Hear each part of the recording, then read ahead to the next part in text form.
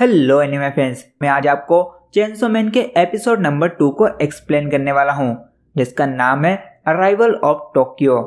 पिछले एपिसोड में हमने देखा था कि कैसे पोचितो ने अपना दिल डेंजी को दिया, जिससे वो चेनसो मैन बना। और उसके बाद वो माकिमा से मिला, जो कि डेंजी को अपने साथ एक पेट की तरह रख लेती है, और दोनों टोक्यो की तरफ निकल जाते हैं। रास्ते में माकिमा डेंजी को बताती है कि अब वो उसके लिए काम करता है, तो कुछ भी सवाल पूछने पर उसे उसका जवाब हाँ या भो भो में देना होगा। डेंजी कहता है, यार ये तो सच में मुझे एक कुत्ते की तरह ट्रीट कर रही है। और तभी डेंजी का पेट भूख की वजह से गुड़गुड़ाने लगता है। माकिमा कहती है कि वो जो भी खाना चाहता है वो खा सकता है, पैसे वो देगी, क्योंकि अब वो उसके अंडर काम करता है। और साथ ही अपना कोड भी डेंजी को देती है, बिकॉज वो शर्ट लेस होता है। अब डेंजी तो सोच में पड़ जाता है, क्योंकि आज तक किसी ने भी उससे इतना अच्छा व्यवहार नहीं किया था, और लड़कियां तो दूर ही रहती थीं। लेकिन आज एक लड़की ने उसे गले लगाया, उसके लिए अपना कोट दिया और खाना भी दे रही है। ये सोच सोच कर तो डेंजी को माकिमा से प्यार ही हो जाता है। इसके बाद दोनों एक रेस्टोरेंट में जाते हैं, जहां माकिमा डेंजी से पूछती है कि तुम्हें ये पावर्स कैसे मिली। तो फिर डेंजी उसे बताता है कि मेरा एक डेविल दोस्त था पोचितो, लेकिन मुझे बचाने के लिए उसने अपना दिल मुझे दे दिया।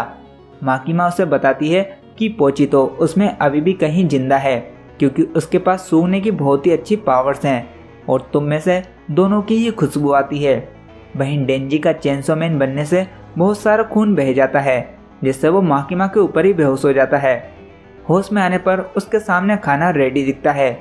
माकिमा पूछती है कि क्या वो खाना अपने हाथों से खा सकता है ना, पर डेंजी ठहरा हरामी, वो मना कर देता है, जिस पर माकिमा उसे अपने हाथों से खाना खिलाती है, और डेंजी बड़े मजे से खाता है। और अब डेंजी से रहा नहीं जाता, और वो सीधा पूछ लेता है कि उसे किस टाइप के लड़के पसंद हैं, जिससे माकिमा थोड़ा सोचती है और बोलती है कि तुम्हारे टाइप के। अब ये सुनकर तो डेंजी का दिल गार्डन गार्डन हो जाता है। इसके बाद वो डेविल्स के हेडक्वार्टर में पहुंचते हैं। अब यहाँ दो तरीके के डेविल हंटर्स काम करते हैं।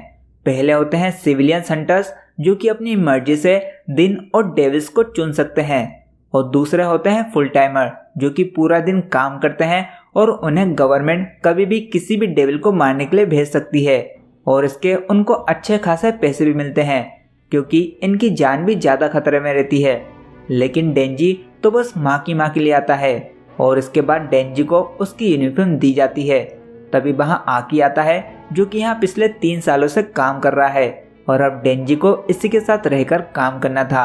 बट यहाँ तो डेंजी माकिमा के साथ काम करना चाहता था, जिससे माकिमा उसे बोलती है कि अगर उसने अच्छे से काम किया तो एक दिन जरूर तुम मेरे साथ काम करोगे।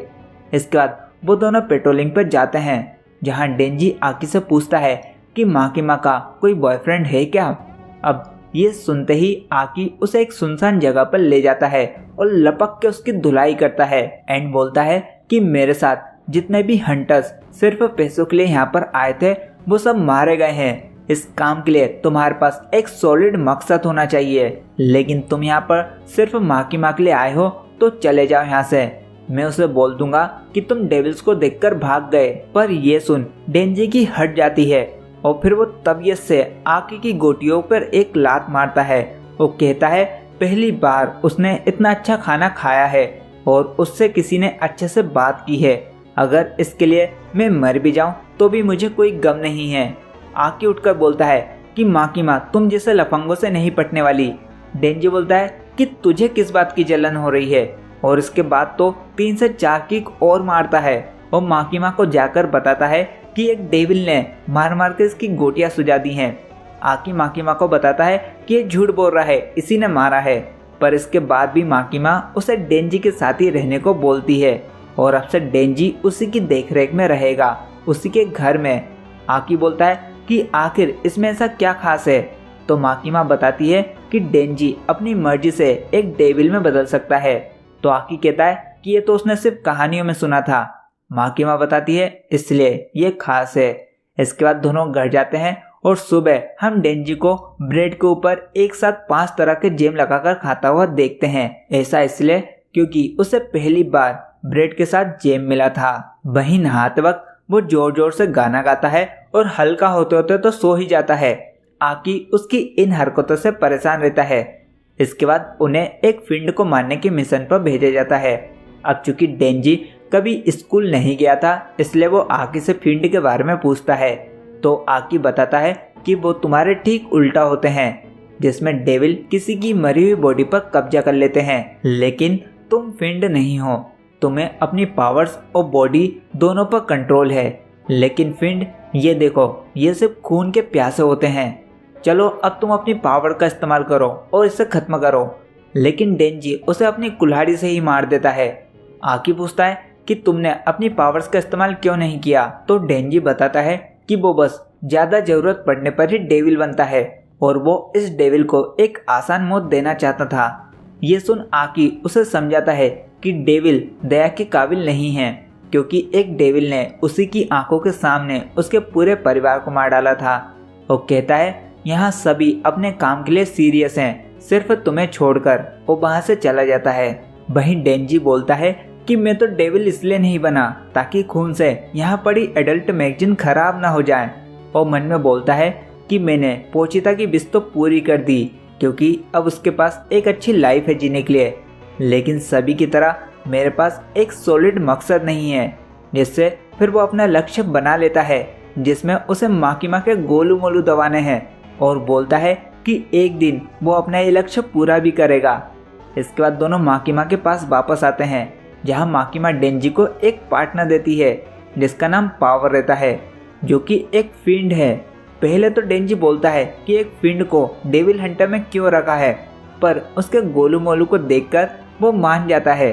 माकिमा बताती है कि ये भी तुम्हारी तरह ही स्पेशल है और ये हमारी साइड है।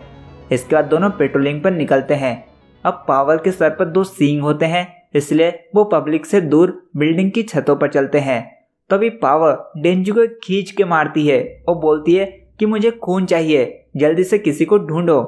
डेंजी मन में बोलता है कि मैं बस इसे इसके गोलू मोलू की वजह से सहन कर रहा हूँ, बस सवाल ये है कि मैं उन्हें दबाऊं कैसे। अब बहुत टाइम ढूंढने के बाद उन्हें कोई भी नहीं मिलता। तो पावर बताती है कि शायद मेरी स्मेल की वजह से डेविल्स पहले ही दूर भाग जाते होंगे, क्योंकि मैं फिंड बनने से पहले एक खतरनाक डेविल थी। जिससे डेंजी कहता है तो ऐसे तो हम कुछ भी नहीं कर पाएंगे, और सोचता है कि यह आकी ने जानबूझकर किया होगा ताकि मुझे जल्दी से जॉब से निकाल दिया जाए। तभी पावर को एक डेविल की स्मेल आती है और वो उसकी तरफ भाग पड़ती है। वहीं उस डेविल के पास पहले से ही एक सिविलियन हंटर होता है, जो कि बैकअप बुला ही रहा होता है।